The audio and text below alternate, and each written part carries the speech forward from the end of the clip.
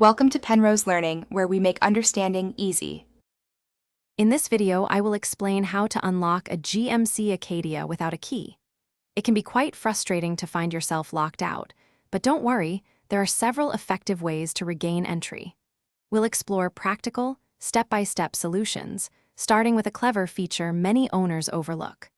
Our goal is to help you get back into your vehicle quickly and safely, minimizing stress and potential damage. Many GMC Acadia key fobs contain a hidden emergency key blade. To access it, simply press the small release button, usually found on the side of the fob, and slide the metal key out. Next, look at your driver's side door handle. There's often a small cap covering the traditional key cylinder. Gently remove this cap, insert your emergency key, and turn it to unlock the door. This method is perfect if your fob battery is dead or the fob is inside. If the emergency key isn't an option, a long reach tool can be helpful. First, use a non-marring wedge to create a small, safe opening at the top of the driver's door frame, just enough to insert your tool. Carefully slide the long reach tool inside and guide it towards the interior door lock button or handle.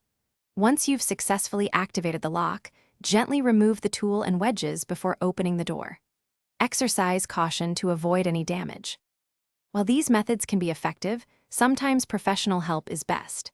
If you've lost all your keys or are unsure about using tools, a certified locksmith can safely open your Acadia. Additionally, if your vehicle has an active OnStar subscription, they can often remotely unlock your doors with a quick phone call. Always prioritize your vehicle's integrity. Forcing locks can cause costly damage. Having a spare key is always a smart preventative measure. Thanks for watching. If this was helpful, leave a like and consider subscribing. See you next time.